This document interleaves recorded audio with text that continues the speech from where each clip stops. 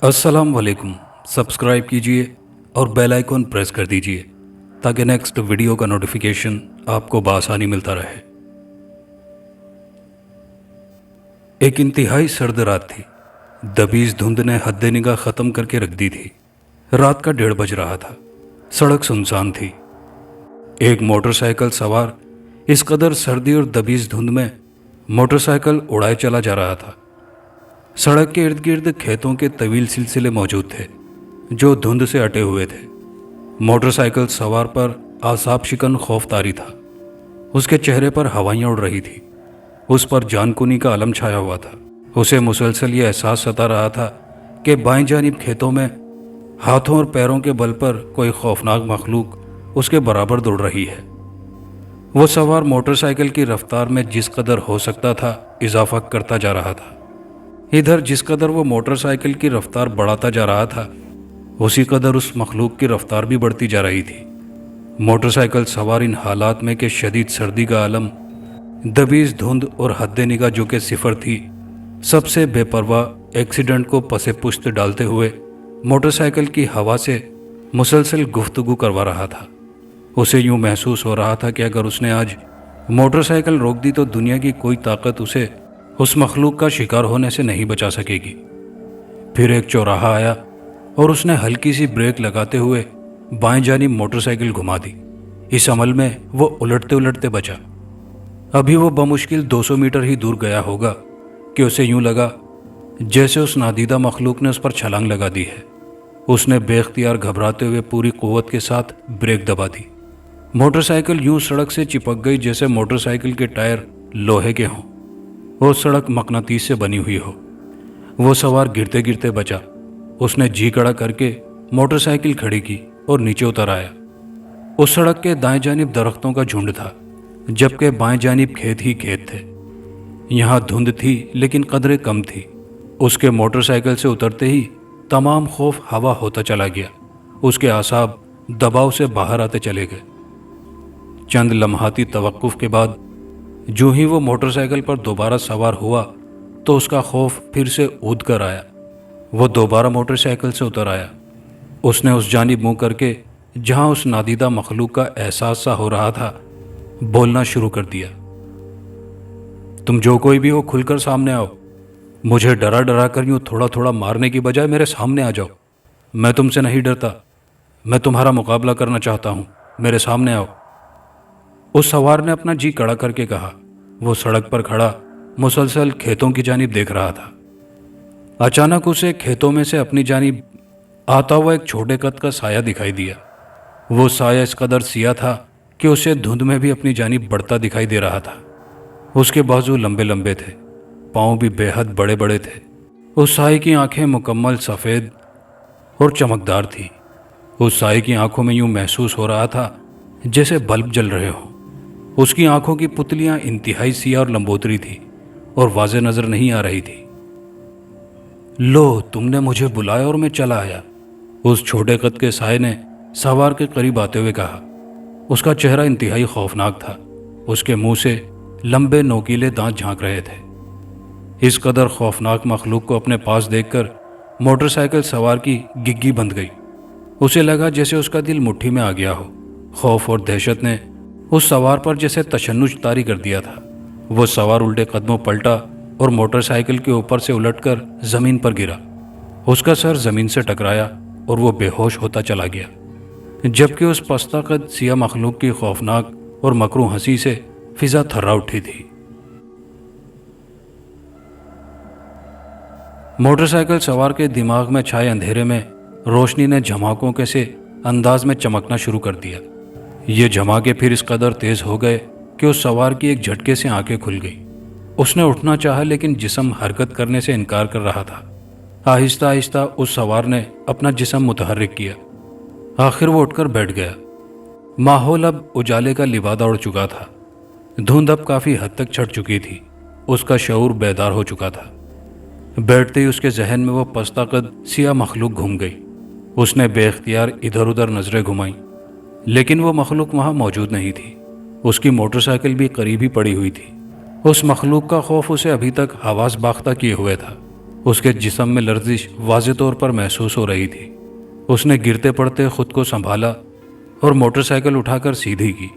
Motor cycle اسے منو وزنی محسوس ہوئی، لیکن اس نے موٹر سائیکل اسٹارٹ کی اور گھر کی جانب روانہ ہو گیا۔ اس کے بازو مسلسل کانپ رہے تھے۔ بالآخر وہ گھر پہنچ گیا۔ زوار آ گئے آپ؟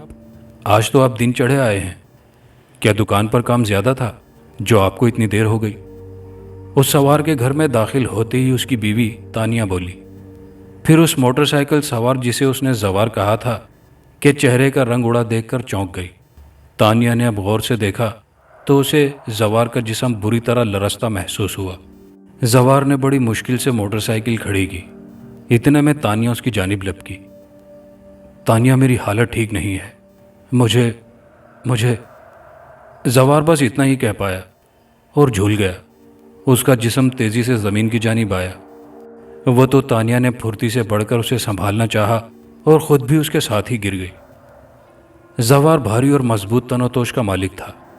ایک فائدہ ہوا تھا کہ چوٹ دونوں کو نہیں لگی تھی، ورنہ زوار کا سر موٹر سائیکل کے پائیدان سے ٹکرانا طے تھا۔ زوار چاروں خانے چیتے زمین پر پڑا تھا، جبکہ اس کے پاس ہی بیٹھی اس کی بیوی تانیہ اس کا چہرہ تھپ تھپاتے ہوئے اسے ہوش میں لانے کی کوشش میں مصروف تھی۔ تانیہ اور اس کے بچے بڑی مشکل سے زوار کو اٹھا کر لائے تھے۔ انہوں نے مل کر پوری قوت صرف کر کے انتہائی مشکل سے زوار کو چارپائی پر لٹایا تھا۔ تانیہ زوار کے پاس چارپائی پر بیٹھی ہوئی تھی۔ وہ مسلسل اسے ہوش دلانے کی کوشش کر رہی تھی۔ زوار کا جسم بری طرح جل رہا تھا، اسے بخار ہو چکا تھا، اس کے جسم پر کپ کپی طاری ہو چکی تھی۔ بچے پریشان چارپائی کے گرد کھڑے اپنے ماں باپ کو دیکھ رہے تھے۔ انہیں کچھ سمجھ نہیں آ رہی تھی۔ بچے ابھی چھوٹے تھے۔ افتخار بیٹا، جلدی جاؤ ڈاکٹر کو بلا کر لاؤ، تمہارے ابا کی بہت طبیعت خراب ہے، انہیں بڑا تیز بخار ہے۔ جب کوئی چارہ گر ثابت نہیں ہوا تو تانیہ نے اپنے بڑے بیٹے سے کہا۔ وہ بیچارہ سر ہلاتا ہوا بھاگ گیا۔ کچھ دیر میں افتخار ڈاکٹر کے ساتھ گھر میں داخل ہوا۔ ڈاکٹر کو دیکھ کر تانیہ چارپائی سے اٹھ کھڑی ہوئی۔ ڈاکٹر چیک اپ میں مصروف ہو گیا۔ کچھ دیر بعد وہ بولا، انہیں بڑا شدید بخار ہے، میں یہ دوا دے رہا ہوں آپ کو، انہیں یہ دوا فوری طور پر کھلا دیجیے گا۔ ڈاکٹر نے دوا کی 2 پڑیاں تانیہ کے ہاتھ میں تھماتے ہوئے کہا اور ساتھ میں دوا پلانے کے متعلق ہدایت بھی دے دی۔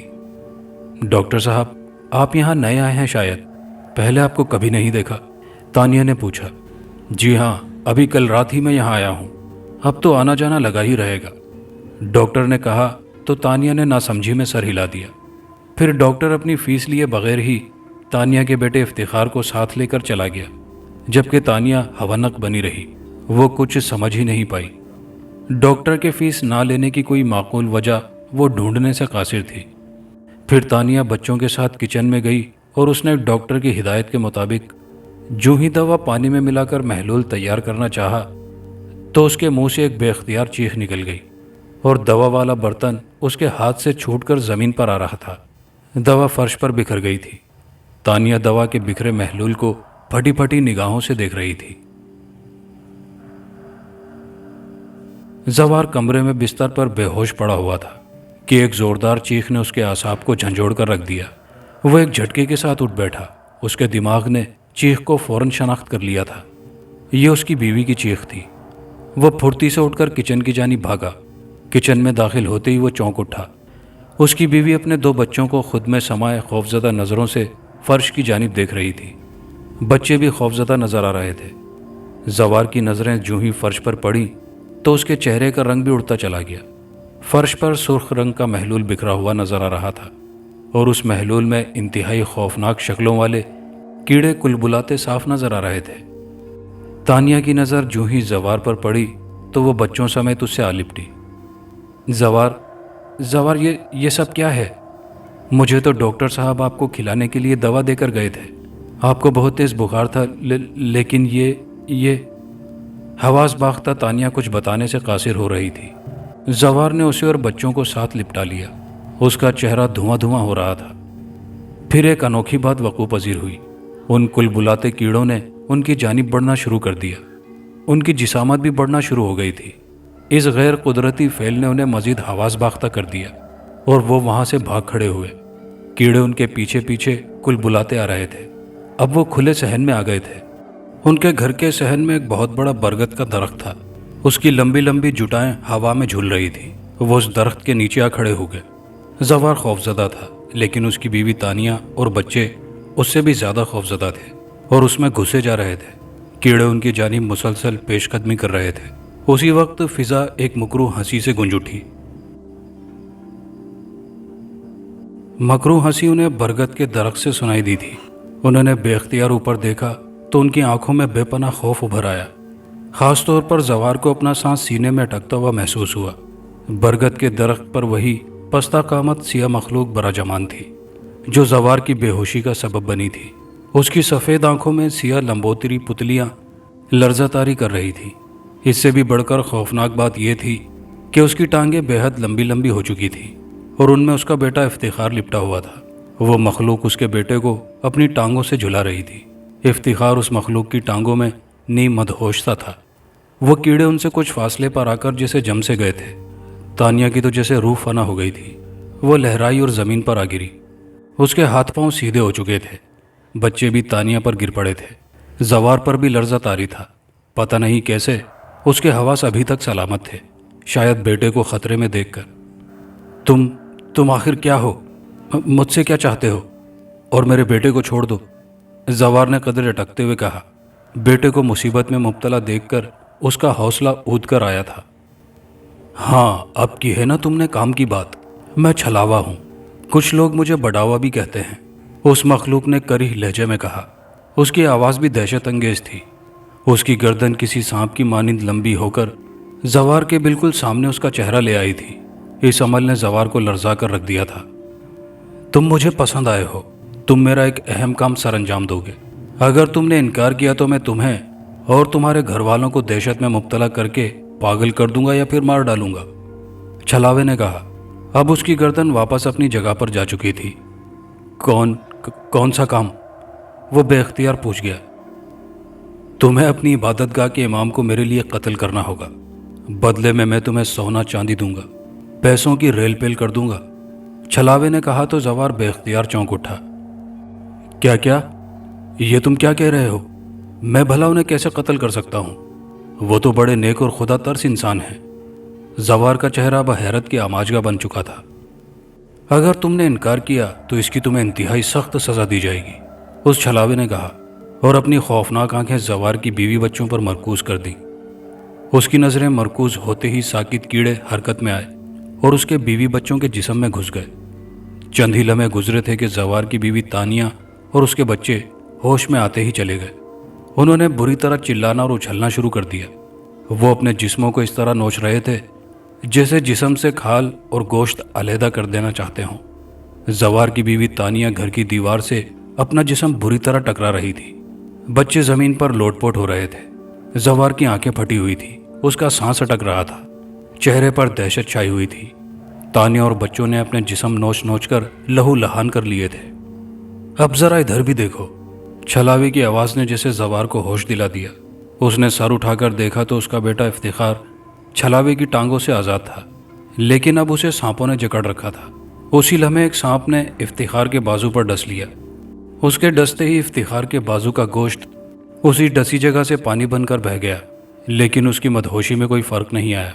इधर तानिया और बच्चे जिस्म नोचते दीवारों से टकरा टकरा कर अब बेहोश हो चुके थे। उनके जिस्म खून से रंगीन हो चुके थे। बोलो, क्या अब भी तुम इनकार करोगे? छलावे ने पूछा। ठीक है, मैं तैयार हूँ, लेकिन मेरे बीवी बच्चों को छोड़ दो। जवार के लिए अब ना पाए रफ्तन ना जाने मानदन वाला मकाम बन गया था, यानी ना निगला जाए ना उगला जाए। वो अपने बीवी बच्चों से बहुत मोहब्बत करता था। ये उसकी कुल कायनात थे। उनके लिए वो कुछ भी कर सकता था। ये लो खंजर, और जब वो इमाम तुम्हारे इबादत खाने में अपनी इबादत में मसरूफ़ होगा तो उसकी गर्दन काट देना और उसके खून में यह खंजर भिगोकर मुझे ला देना। फिर तुम और तुम्हारे बीवी बच्चे आज़ाद होंगे। मैं तुम्हें माला माल कर दूंगा। जवार को राज़ी होता देखकर छलावे की खौफनाक आंखें चमक उठीं।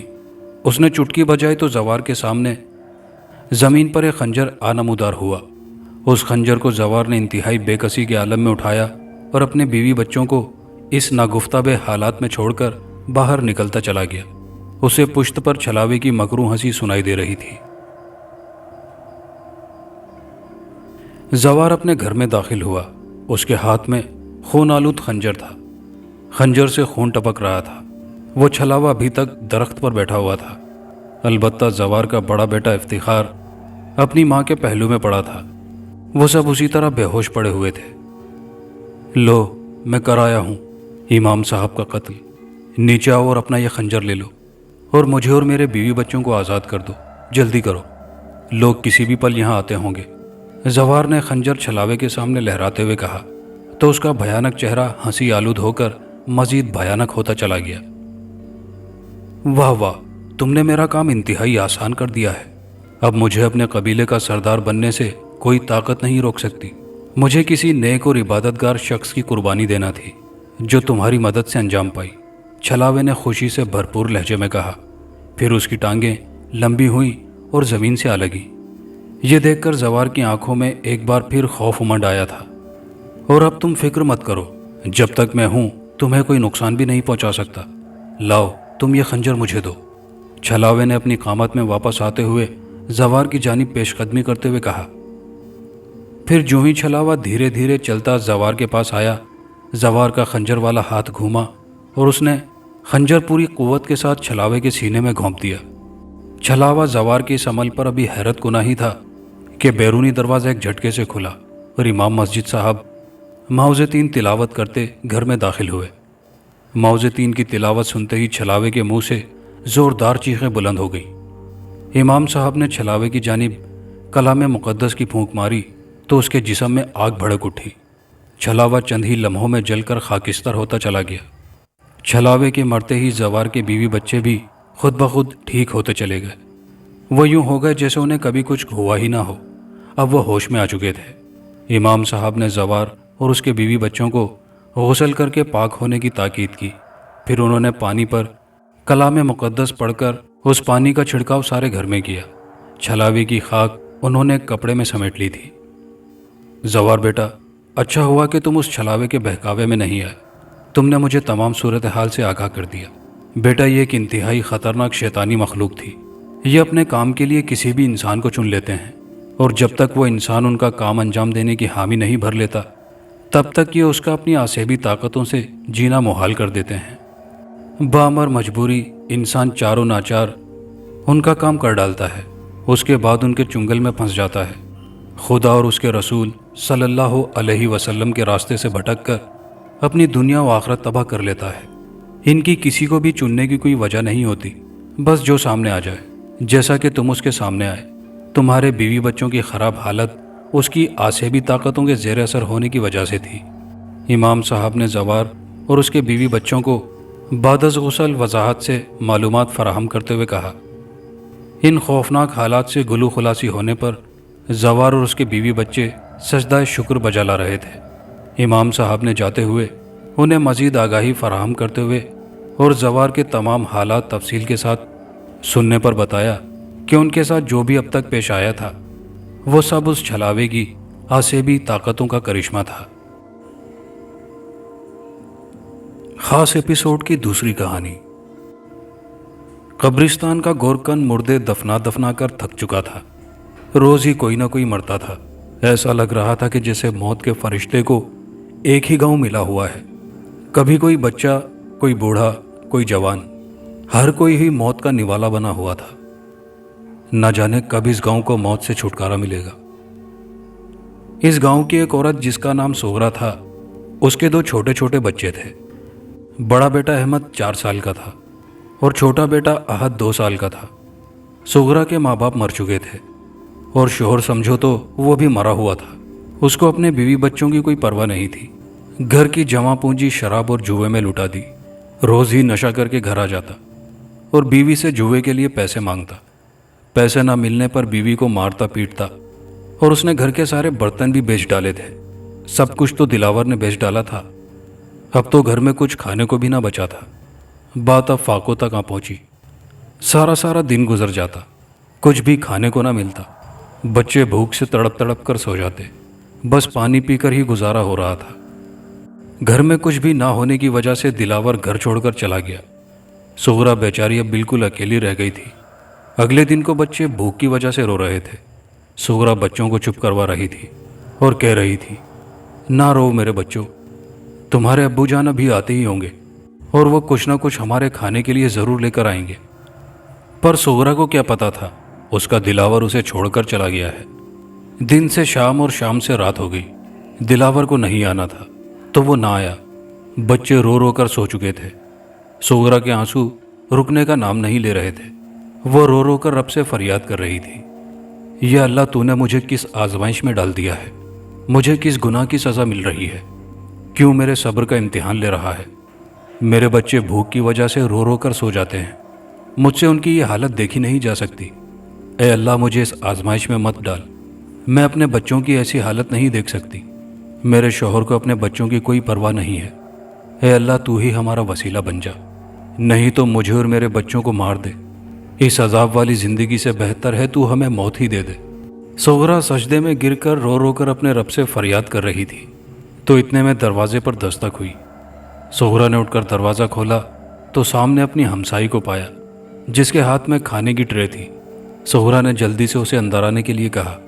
उस औरत ने खाने की ट्रे सुगरा के हाथ में थमा दी। ये लो सुगरा बहन, इसमें खाना है, खुद भी खा लो और बच्चों को भी खिला दो।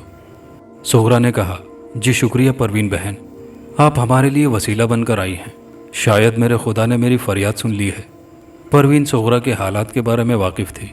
सुगरा ने जल्दी से परवीन के बर्तन फारिग करके परवीन को वापस कर दिए। परवीन के जाने के बाद सुगरा एक बार फिर सजदा रेज हो गई थी और अल्लाह ताला का लाख लाख शुक्र अदा करने लगी। या अल्लाह, तेरे ख़जाने में किसी चीज़ की कमी नहीं है, तू गफूर रहीम है। तूने अपनी इस बंदी की फरियाद सुन ली, मैं तेरा जितना भी शुक्र अदा करूं कम है। सुगरा अब अपने बच्चों को उठाकर खाना खिला रही थी। अहमद अपनी तोतली आवाज़ में बोला, नहीं बेटा, तुम्हारे बाबा नहीं आए, ये खाना हमारे रब ने हमारे लिए भेजा है। सब ने पेट भरकर खाना खाया और कुछ सुबह के लिए बचा कर रख लिया। दिन गुजरने लगे। पहले पहल तो हर कोई सुगरा और उसके बच्चों को खुदा तरसी करके खाना दे देता था, लेकिन आखिर कब तक। अब तो फिर से वही दिन आ गए। भूखे रह रह कर सुगरा और उसके बच्चे बीमार पड़ गए। एक रात बहुत ही ज़ोरों की बारिश हो रही थी। आहत खून की उल्टियाँ कर रहा था। सुगरा से उसकी हालत देखी ना गई और जल्दी से चादर सर पर ओढ़ी और बच्चों को लेकर डॉक्टर के पास चल पड़ी। इतनी तूफानी बारिश में तीनों भीग गए और बुखार ज़्यादा तेज़ हो गया। सुगरा के पैरों में चप्पल भी नहीं थी। तेज़ तेज़ चलते हुए सुगरा के पांव जख्मी हो चुके थे और खून निकलने लगा था। आहत तो पहले ही बेहोश था। अचानक से सुगरा को दूर से कोई आता हुआ दिखाई दिया। आहिस्ता आहिस्ता वो शख्स बिल्कुल करीब आ गया। सुगरा जल्दी से उस शख्स के पास गई और बोली, भैया खुदा के लिए मेरी मदद करें, मेरे बच्चे भूख की वजह से बीमार पड़ गए हैं, खुदा के लिए हमें दवाई के लिए कुछ पैसे दे दो। आगे से वो शख्स बोला, जा जा बीबी अपना काम कर, मैंने किसी का ठेका तो नहीं लिया हुआ जो मैं राह जाते हर एक की मदद करता फिरूं। इतना कहकर वो आदमी आगे बढ़ने ही वाला था कि सुगरा ने जल्दी से उस आदमी के पैर पकड़ लिए। भैया आपको खुदा का वास्ता है, खुदा के लिए मेरी मदद करें। उस शख्स के दिल में ज़रा रहम न आया और वो सुगरा को धुतकारता हुआ आगे बढ़ गया। सुगरा वहीं सड़क पर पड़ी की पड़ी रह गई। सुगरा अपने आप को घसीटती हुई बच्चों की तरफ बढ़ी। बच्चे भी सड़क पर पड़े हुए थे। उसने दोनों बच्चों को उठाने की कोशिश की, उनके गालों पर थपकियां लगा रही थी। बच्चे टस से मस भी न हुए। जब सुगरा ने उनकी सांसें और दिल की धड़कन देखी तो ये देखकर उसकी सांस ही अटक गई, क्योंकि दोनों बच्चे मर चुके थे। सुगरा ने एक ज़ोरदार चीख मारी और फिर उसकी रूह भी कफ़स अंसरी से परवास कर गई। आधी रात को तूफानी बारिश में उन तीनों की लाशें पड़ी हुई थी। अगली सुबह बारिश थम चुकी थी और वो तीनों वहीं के वहीं पड़े रहे। अचानक से ही गोरकन का वहीं से गुजर हुआ और उन तीनों माँ बेटों को मुर्दा हालत में देखा। गोरकन की आंखें अश्कों से नम थी। वो दिल ही दिल में कह रहा था कि क्या इनका कोई वारिस नहीं है, कैसे लावारिसों की तरह पड़े हुए हैं। थोड़ी थोड़ी देर के बाद गोरकन ने उन तीनों को कफन देकर दफना दिया। वाह मेरे मालिक, क्या इंसाफ है तेरा, एक ही गांव में इतनी सारी मौतें क्यों हो रही हैं। कितने प्यारे और मासूम बच्चे थे, क्यों इनसे इनकी जिंदगियां छीन ली। ऐसा लगता है इन बच्चों की माँ अपने बच्चों की मौत का सदमा बर्दाश्त न कर सकती और ख़ुद भी मौत के मुंह में चली गई। गोरकन उनकी कब्रों के पास खड़ा हुआ रब से बातें कर रहा था। वक्त पर लगाकर उड़ता रहा और सोगरा वाले वाकये को 10 साल बीत गए। लोग कहते हैं कि सोगरा और उसके बच्चे वापस आ गए हैं क्योंकि वो अपने आप पर बीते हुए लम्हात का हर एक से अपना हिसाब लेने आई है। सबसे बड़ा और गुनाहगार उसका अपना शौहर दिलावर था, जिसने कभी भी अपने घर वालों की परवाह न की। एक दिन दिलावर नशे में धुत अपने कमरे में लेटा हुआ था। अचानक से दिलावर की आंख खुल गई। उसे ऐसा लगा कि उसके मुंह पर कुछ गिरा है। जब उसने मुंह पर हाथ लगाकर देखा तो वहां खून था। यह देखकर उसकी सांस अटक गई। खून? ये कहाँ से आया है? नहीं, खून नहीं हो सकता। कहीं मेरा वहम तो नहीं? फिर उसने जल्दी से बेड के साइड टेबल पर रखा हुआ लैंप जलाया और जल्दी से उठकर आईने में अपना जायजा लेने लगा। लेकिन खून का तो नामो निशान ही नहीं था। वो सोच में पड़ गया। पहले तो मुंह पे खून था, अब नहीं है। शायद मैंने कुछ ज्यादा ही पी ली है, इसलिए मैं वहम का शिकार हो गया हूं। वो सर झटक कर दोबारा बिस्तर पर आ लेटा। नींद उसकी आंखों से कोसों दूर थी। खुदा खुदा करके रात बीत गई। अगली सुबह गांव में किसी आदमी की मौत हो गई। मरने वाले की लाश पहचान में नहीं आ रही थी क्योंकि लाश के छोटे छोटे टुकड़े हुए थे। बहुत ही बेदर्दी से कत्ल किया गया था। सब गांव वालों की आंखें नम थी। सब ने मिलकर लाश के टुकड़ों को उठाकर कब्रिस्तान में दफना दिया। अभी इस वाक़ये को कुछ ही दिन हुए थे कि गांव में फिर से कत्ल हो गया। इस बार भी लाश की वही हालत थी जो कि पहले वाले की थी। गांव वाले परेशान हो गए थे कि ये सब कैसे और क्यों हो रहा है और कौन कर रहा है। उनकी समझ में कुछ भी नहीं आ रहा था। फिर से उन्होंने लाश को उठाकर दफना दिया। कुछ ही दिन गुजरते थे कि किसी न किसी की मौत हो जाती थी। इसी तरह आहिस्ता आहिस्ता आधा गांव मौत के मुंह में चला गया और अब बारी दिलावर की थी। दिलावर अपने कमरे में बैठा कोई खौफनाक फिल्म देख रहा था कि अचानक ही कमरे की लाइट जलने बुझने लगी। दिलावर चौंक सा गया। ये क्या हो रहा है? उसने उठकर सारे बटन ऑन ऑफ किए, लेकिन लाइट वैसे की वैसे ही जल बुझ रही थी। दिलावर ने सोचा कि हो सकता है कि मैं फिल्म देख रहा हूं तो इसलिए भी मुझे ऐसा लग रहा हो। फिर अचानक से चलता टीवी रुक गया और कमरे में मुकम्मल अंधेरा छा गया। एक बच्चे के रोने की आवाज़ उसके कानों से टकराई। ये तो दिलावर के बेटे अहमद के रोने की आवाज़ थी। बाबा, बाबा, हमें भूख लगी है। हमें खाने को कुछ दो बाबा, खाने के लिए कुछ दो। दिलावर अपने बेटे की आवाज़ सुनकर हक्का बक्का रह गया। अब उसे आहत के रोने की आवाज़ सुनाई दी। दिलावर अब खुद रोने वाला हो गया था। मेरे बच्चों, कहाँ हो तुम? मैं तुमको गले लगाने के लिए तड़प रहा हूँ। फिर से अहमद के बोलने की आवाज़ आई। नहीं बाबा, आपने हमें खुद से दूर कर दिया है। अब हम आपसे नहीं मिल सकते। दोनों ने फिर से ऊंची ऊंची आवाज़ में रोना शुरू कर दिया। दिलावर ने कहा, ना मेरे बच्चों, मत रो। मुझसे तुम्हारा रोना देखा नहीं जा रहा। तुम लोग हो कहाँ? कुछ ही देर के बाद बच्चों की आवाज़ आना बंद हो गई। दिलावर अपने बच्चों को पुकार रहा था। अंधेरे में आंखें फाड़ फाड़ कर देख रहा था। कमरे में बिल्कुल खामोशी छा गई थी। फिर कुछ देर के बाद टीवी खुद ब खुद ऑन हो गया। अब टीवी में दिलावर के अपने बच्चों की फिल्म चल रही थी। जो जो उनके साथ हुआ, जो जो उन पर बीती, दिलावर अब अपनी आंखों से अपने घर वालों की गरीबी का जनाजा देख रहा था। कैसे उन सब की जान गई, वो सब कुछ देख रहा था और साथ साथ रो भी रहा था। मुझे माफ़ कर दो सोहरा, खुदा के लिए मुझे माफ़ कर दो। मैंने तुम सबका साथ छोड़ दिया। हो सके तो मुझे माफ़ कर दो। इस बार सोहरा की आवाज़ आई। कैसे माफ़ कर दूं तुमको दिलावर? तुमने अच्छा किया है हमारे साथ। जब हमें तुम्हारी सबसे ज़्यादा ज़रूरत थी तब तुम हमें छोड़कर चले गए थे, दर्द की ठोकरें खाने के लिए। तुमको तो अपनी अय्याशी प्यारी थी। तुमने एक मिनट के लिए भी ना सोचा कि तुम्हारे बाद हमारा क्या होगा। बोलो दिलावर, क्यों किया तुमने हमारे साथ ऐसा? क्यों किया? बोलो भी। कुछ देर खामोश रहने के बाद दिलावर बोला, मैं जानता हूँ सोहरा, मैं तुम लोगों का गुनाहगार हूँ। मैंने बहुत बुरा किया है तुम लोगों के साथ। खुदा के लिए मुझे माफ़ कर दो। फिर सोहरा गुस्से से बोली, माफ़ कर दूं मैं तुमको? तुम किस मुंह से माफ़ी मांग रहे हो? तुमने जो कुछ भी हमारे साथ किया है उसके लिए मैं तो क्या, खुदा भी तुमको माफ़ नहीं करेगा। अब तुमको भी हमारी तरह ही मरना होगा। नहीं नहीं, खुदा के लिए सोहरा मुझे माफ़ कर दो। मैं मरना नहीं चाहता, सोहरा बोली। चलो ठीक है, मैं नहीं मारती तुमको। भाग जाओ अब यहाँ से। इतना भागो कि जब तक तुम्हारे पैर थक ना जाएं। यहाँ पे तुम सांस लेने के लिए रुके, वहीं पर तुम्हारी मौत हो जाएगी। इतनी तो मैं तुमको मोहलत दे सकती हूँ। अब भाग जाओ दिलावर, भागो। दिलावर अपनी जान बचाने के लिए तेज तेज भाग रहा था। भागते भागते अचानक से ही उसका पैर पत्थर से टकरा गया और वो पीछे गिर पड़ा। दिलावर अभी उठने ही वाला था कि सामने सोगरा मौत बनकर उसके सर पर खड़ी थी। कहा था ना मैंने, जहां पर तुम्हारे कदम रुक गए वहीं पर तुम्हारी मौत होगी। देखो इस जगह को, ये वही जगह है जहां पर हम तीनों माँ बेटों की मौत हुई थी।